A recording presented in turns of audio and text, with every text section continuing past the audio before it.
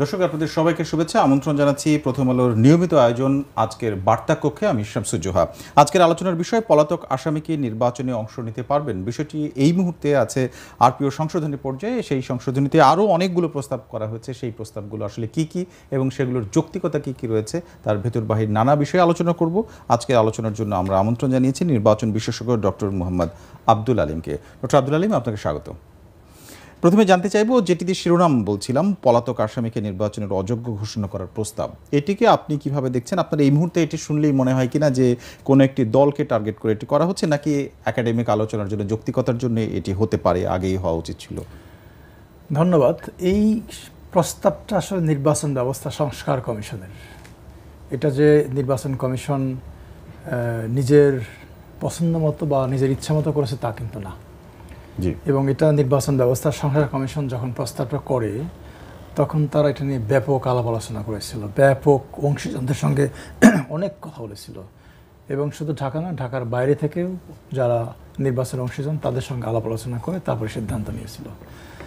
আর এটা কিন্তু এখন পর্যন্ত একটা প্রস্তাব, অর্থাৎ এটা নির্বাচন কমিশন আরপিওতে যখন অন্তর্ভুক্ত করেছে এটা আইন মন্ত্রণালয়ে যাবে এবং অধ্যাদেশ আকারে যখন এটা পাস হবে, জারি হবে, তখন এটা আইনে পরিণত হবে, তার আগে কিন্তু না।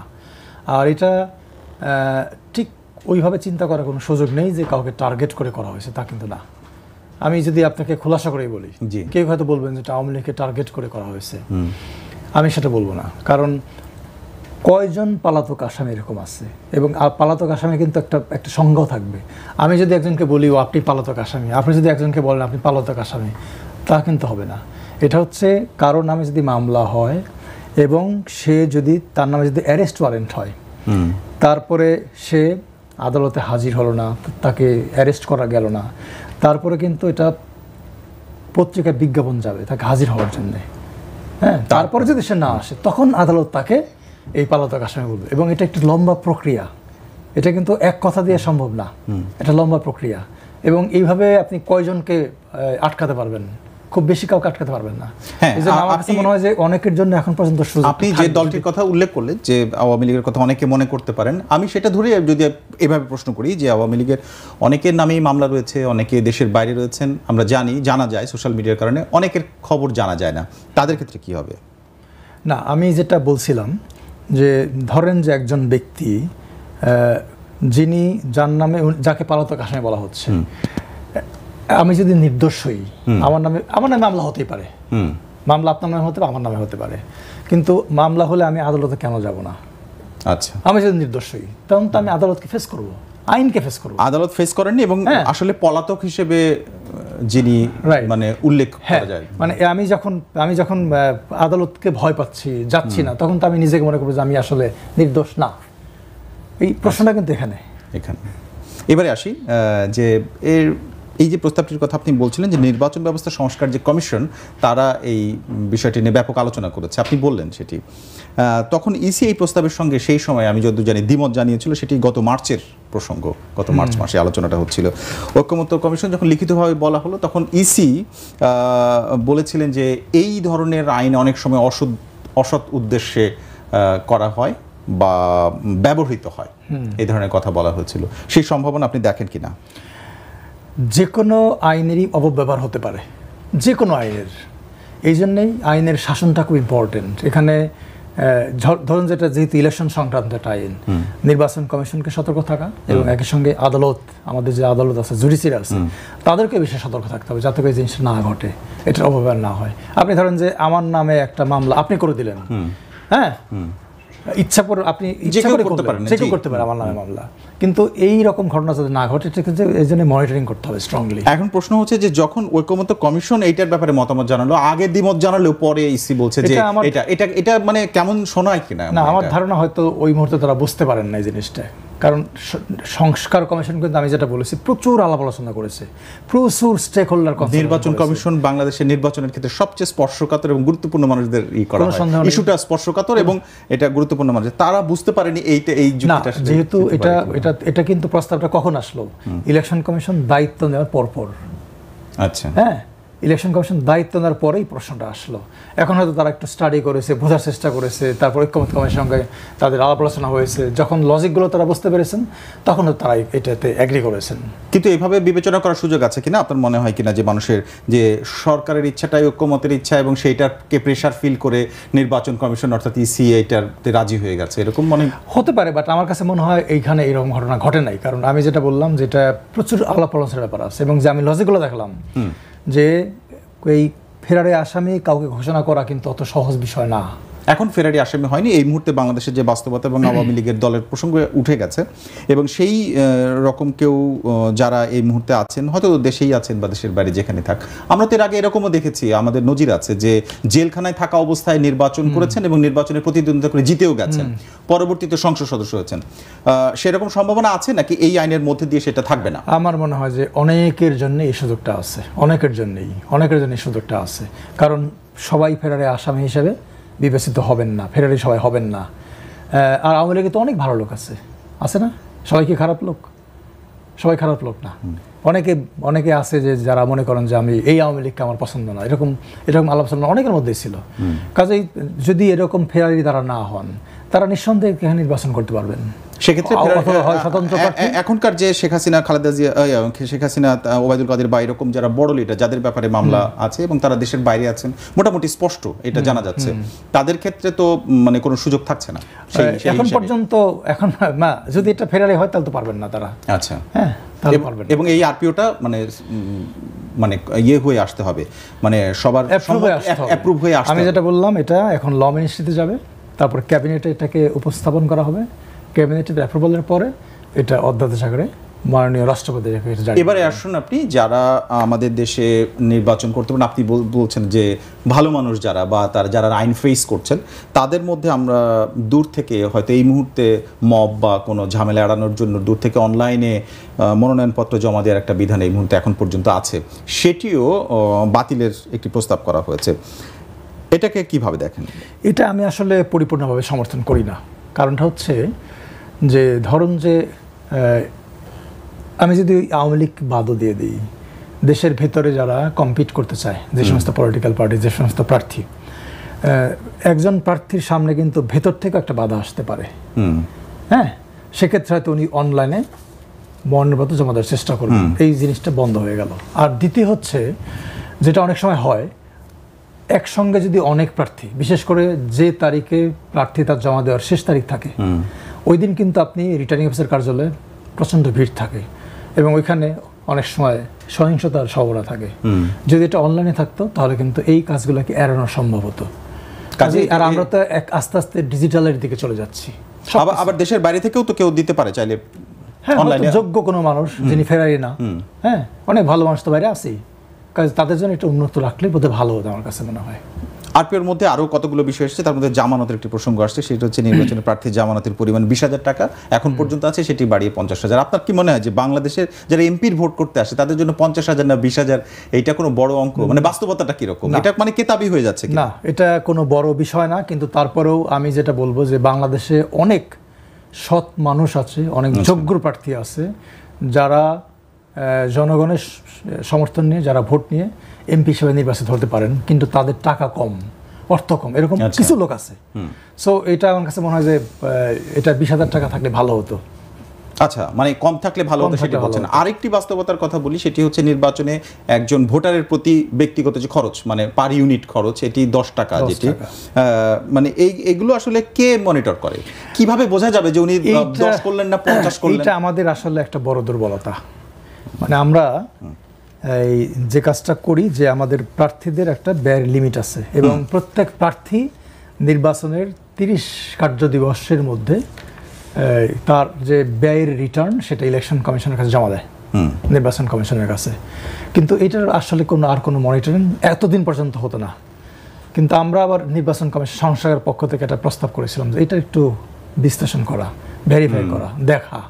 না হলে একজন প্রার্থী যিনি খরচ করছেন কয়েক কোটি টাকা, উনি বলতেছেন আমি 20 লাখ টাকা খরচ করেছি, হ্যাঁ, এটা তো মানে সাধারণ মানুষও বুঝতে পারে যে উনি যে প্রতিবেদনটা দিয়েছে, যে রিটার্নটা সাবমিট করেছে, এটা ঠিক না।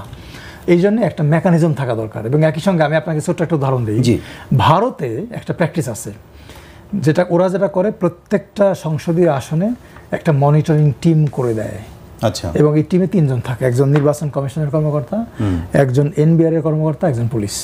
তারা যে কাজটা করে ওই আসনের বিভিন্ন এলাকা ঘুরে প্রতিদিন ঘুরে ঘুরে তারা দেখে কে কিভাবে টাকা খরচ করছে। আচ্ছা। হ্যাঁ, তা অর্থাৎ এটা একটা ধরনের মনিটরিং, কিন্তু আমাদের এই মনিটরিংটা নাই এবং এটা দরকার। এখন আপনি বলেন যে এটা করা সম্ভব কিনা, এবং আমাদের এখানে যে ধরনের দৌরাত্ম্য এবং মানুষের যাদের টাকা বেশি থাকে তাদের যে প্রভাব সোসাইটির মধ্যে, সেইটা আদৌ এই মানে করা সম্ভব কিনা, এবং রাজনৈতিক দল যখন অধীনে নির্বাচন হয়, এই মুহূর্তে যেমন অন্তর্বর্তীকালীন সরকারের অধীনে আমরা আশা করছি যে আগামী ফেব্রুয়ারিতে নির্বাচন হবে, এই সময়ে যে বাস্তবতা যে সময় আছে, এরকম কোনো ব্যবস্থা আপনি যে মডেলের কথা বললেন বা অন্য কোনো মডেলে এটা আদৌ এক্সিকিউট করা সম্ভব কিনা? নিয়ম হয়তো করে ফেলা যায়, কিন্তু এক্সিকিউট করা সম্ভব কিনা এটা নির্ভর করবে সদিচ্ছার উপরে। আপনি ধরেন যে আইন থাকা, তারপরে নির্বাচন কমিশনের উদ্যোগ এবং অন্যান্য যে পলিটিক্যাল পার্টি প্রার্থী যারা আছে তাদের সহায়তা। আপনি একা একা এই কাজটা সম্ভব না। অবশ্যই একা একা সম্ভব না, প্রত্যেকের সমর্থন লাগবে। আপনি এই মুহূর্তে বাংলাদেশের এই নির্বাচনের এই সমস্ত বিষয় যত ঐক্যমত্য কমিশন বা অন্য যে কোনো কমিশনের সাথে বৈঠক হচ্ছে, তখন বিএনপি সহ সব দলগুলো অন্তত 8-10টা দল তো বৈঠক করছে। তাদের যে সমস্ত আপনি পর্যবেক্ষণ করেছেন, তাতে কি আপনার মনে হয় যে এই বিষয়গুলো সুনির্দিষ্ট সিদ্ধান্তে খুব ইমিডিয়েট? আমার সবচেয়ে বড় পয়েন্ট হচ্ছে যে আমাদের যে জুলাই মুভমেন্ট, এটা আমরা কেন করেছিলাম? পরিবর্তনের জন্য, একটা ট্রান্সফরমেশনের জন্য, তাই না? এখন যদি পলিটিক্যাল পার্টিগুলো বা আমরা যারা এসব নিয়ে কাজ করি, তার যদি আগের অবস্থানে থাকে, তাহলে আমরা চেঞ্জটা পাবো না, পরিবর্তনটা পাবো না। এই জন্য ভাবতে হবে নতুন করে যে আমরা কি সারা জীবন ক্লাস 1-এই থাকবো? আমরা ক্লাস 10-এ উঠবো না? বাংলাদেশ গণতন্ত্রের ক্লাস 10-এ বা আস্তে আস্তে পিএইচডি করবে না বাংলাদেশ?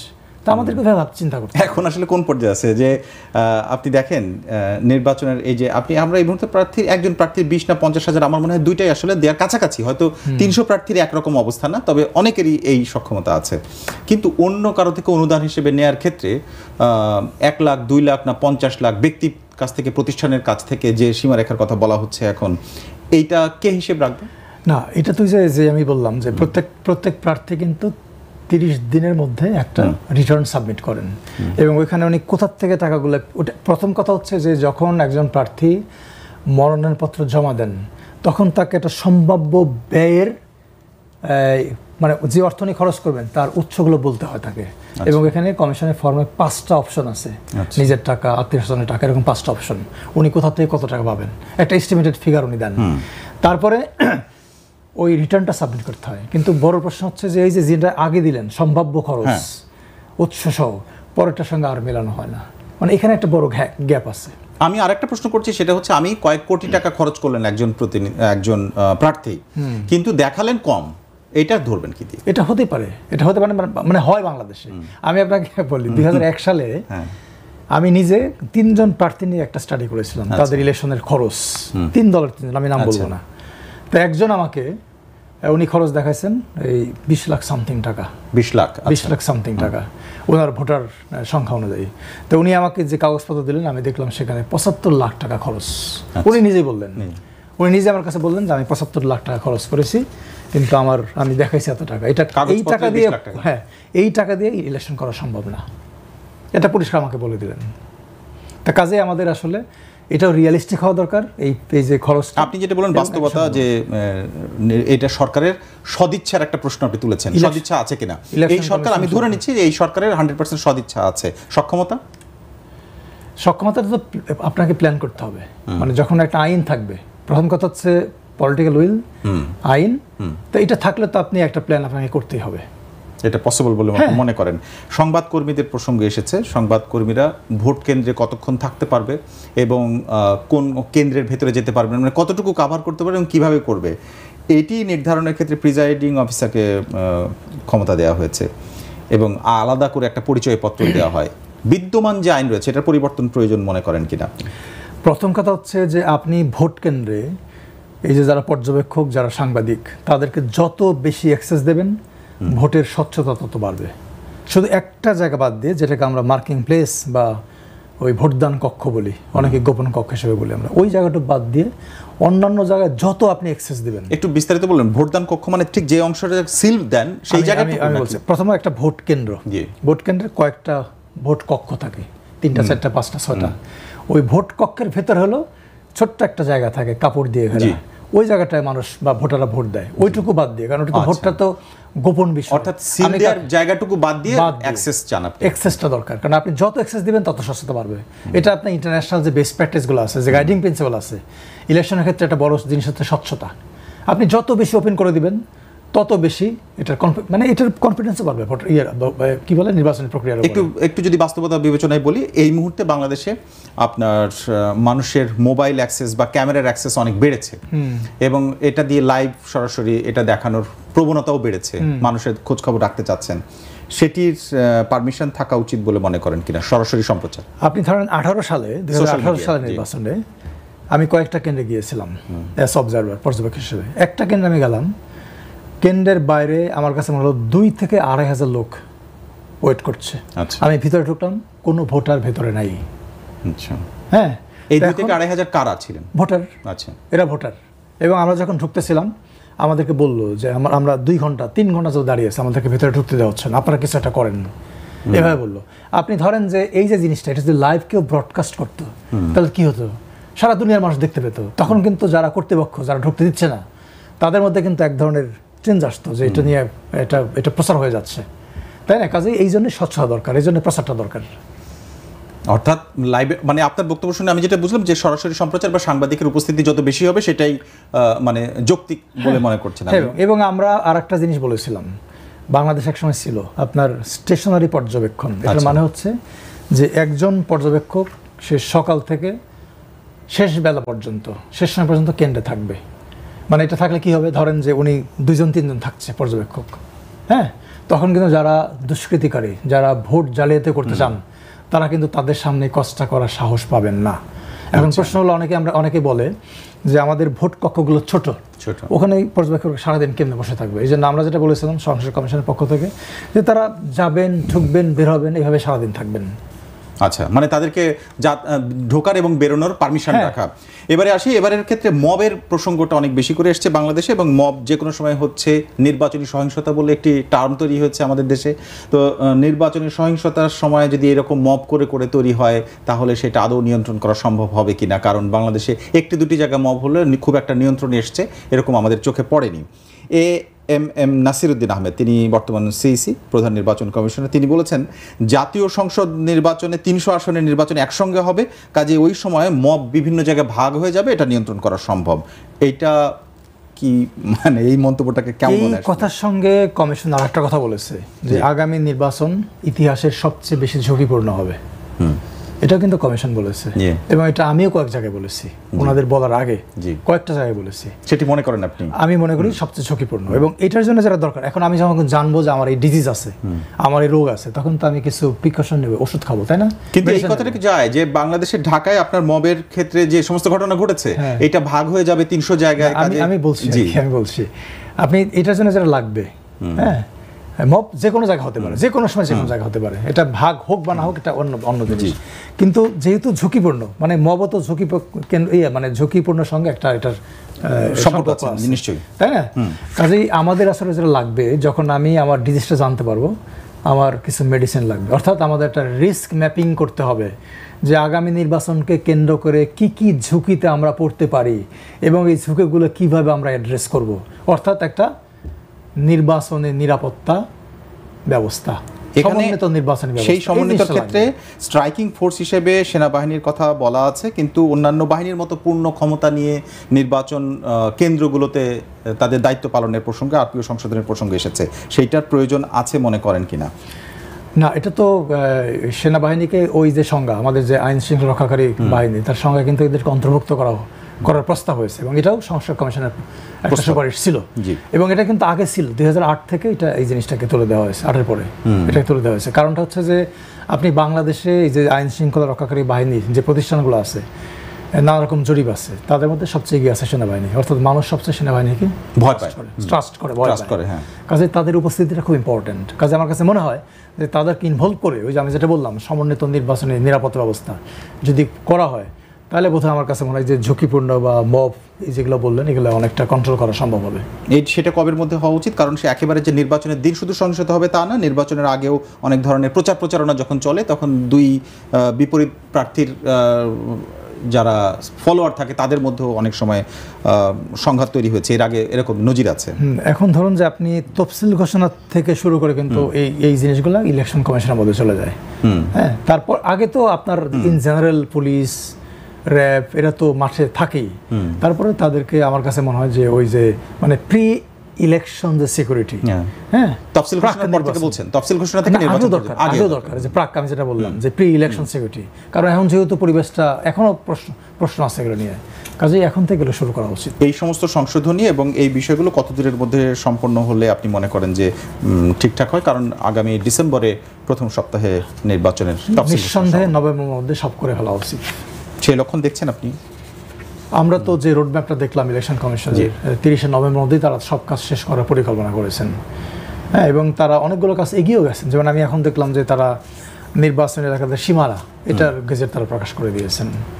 তারপরে আপনি ধরেন যে রাজনৈতিক দলের নিবন্ধন, সেই কাজটা চলমান আছে, নির্ধারিত তারিখের মধ্যে শেষ হয়ে যাবে। কাজ আমার কাছে মনে হয় যে এই কাজগুলো শেষ না হওয়ার কোনো লজিক আমি। নির্বাচন বিশেষজ্ঞ হিসেবে এই সমস্ত বিষয় আপনি একাডেমিক জায়গা থেকে আলোচনা হয়েছে, এখন বাস্তবতার ভিত্তিতে দুটো বিষয়, যে আরপিওর প্রথম যে বিষয়টি পলাতক আসামিদের নির্বাচনে অযোগ্য ঘোষণা করার যে প্রস্তাব সেইটি, আর নির্বাচনের নিরাপত্তা, এই দুটো প্রেক্ষাপটে আপনি কি ধরনের অবস্থা এবার অনুমান করছেন, এবারের ঝুঁকিগুলো রয়েছে সেটি, এবং আওয়ামী লীগ আদৌ অংশগ্রহণ করতে পারবে কিনা? আওয়ামী লীগ মানে দল হিসেবে না হলেও তার প্রার্থীর যারা বাংলাদেশের মধ্যে আছেন, যে আইনের ফাঁকফোকর আছে তার মধ্যে দিয়ে তারা ঢুকে যেতে পারবে কিনা? এখন পর্যন্ত আইন যেভাবে আছে, এই যারা ফেরারি থাকবে না, যদি এটা অ্যাপ্রুভ হয়, যারা ফেরারি থাকবেন না, যেহেতু আওয়ামী লীগের কার্যক্রম নিষিদ্ধ, আওয়ামী লীগের নিবন্ধন স্থগিত, কাজে সেক্ষেত্রে আওয়ামী লীগের অনেকেই স্বতন্ত্র এবং একই সঙ্গে অন্য দলের প্রার্থী হিসেবে নির্বাচন করার সুযোগ এখন পর্যন্ত আছে। এক, আর দুই হলো মানে ঝুঁকিপূর্ণের কথা আপনি বললেন, যে কোনো রকম ঝুঁকি আসতে পারে, এবং আমার কাছে মনে হয় হয়তো দেখা যাবে যে ভোট কেন্দ্রে এবার হামলা হচ্ছে, এরকম ঘটনা করতে পারে, ব্যালট বাক্স চিন্তাই হচ্ছে। সম্ভাবনা কি আগেও এগুলো হতো, আগে থেকে বেশি হতে পারে? না, হতে পারে, বেশি হতে পারে। এই জন্যই ওই যে আমি যে পরিকল্পনার কথা বললাম সেটা লাগবে, এবং প্রয়োজন বোধে যে ইলেকশন কমিশন আইন শৃঙ্খলা রক্ষাকারী বাহিনীর সহায়তায় এই যে ঝুঁকিপূর্ণ কেন্দ্র যে টার্মটা আমরা ইউজ করি, এটাকে আবার একটু রিভাইজ করতে পারে, করে প্রয়োজন বোধে অ্যাটলিস্ট এই ঝুঁকিপূর্ণ কেন্দ্রগুলোতে সিসিটিভি ক্যামেরা বসাতে পারে। তো এইভাবে হয়তো আমরা এই জিনিসটাকে ট্যাকেল করতে পারবো। অনেক ধন্যবাদ আপনাকে ডক্টর মোহাম্মদ আব্দুল আলিম আজকে আমাদের সাথে যোগ দেওয়ার জন্য। দর্শক, আমাদের সঙ্গে ছিলেন নির্বাচন বিশেষজ্ঞ ডক্টর মোহাম্মদ আব্দুল আলিম। তার কাছ থেকে কেবল একটি বিষয় আমরা শিরোনামে উল্লেখ করেছি, পলাতক আসামি নির্বাচনে অংশ নিতে পারবেন কিনা, এর সাথে নির্বাচনের ক্ষেত্রে, নির্বাচনী সহিংসতা প্রতিরোধের ক্ষেত্রে এবং বিভিন্ন দলের নিয়ন্ত্রণের ক্ষেত্রে আরপিওর কোন কোন বিষয় সংশোধনী আসতে পারে সেগুলো নিয়ে আমরা আজকে আলোচনায় এনেছি। আশা করি আপনারা আমাদের সঙ্গে ছিলেন, এবং প্রতি রবি থেকে বৃহস্পতিবার পর্যন্ত প্রথম আলোর এই নিয়মিত আয়োজন বার্তা কক্ষে রাজনীতি এবং রাজনীতির আশেপাশের অন্যান্য বিষয়েও আমরা আলোচনা থাকি। আপনারা আমাদের সঙ্গে থাকবেন প্রথমআলো.com, প্রথম আলোর ইউটিউব, ফেসবুক সহ অন্যান্য সোশ্যাল মিডিয়া প্ল্যাটফর্মে। আজ যারা সঙ্গে ছিলেন সবাইকে ধন্যবাদ।